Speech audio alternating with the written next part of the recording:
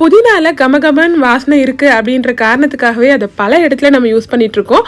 அந்த புதினாவை வச்சு பிரியாணி செஞ்சால் சொல்லவா வேணும். எப்படி பண்ணலான்னு பார்க்கலாம். இதுக்கு 1 கப் அளவுக்கு புதினாவை வாஷ் பண்ணி மிக்சியில் சேர்த்துக்கோங்க. 3 பச்சை மிளகாய் தண்ணி ஊற்றி விழுத அரைச்சி எடுத்துக்கோங்க. குக்கரில் 2 டீஸ்பூன் எண்ணெய், ஹோல் கரம் மசாலா, ஒரு வெங்காயம், ஒரு கொத்து கருவேப்பிலை நல்லா வதக்கிட்டு 1 டேபிள் ஸ்பூன் இஞ்சி பூண்டு விழுது சேர்த்துக்கோங்க.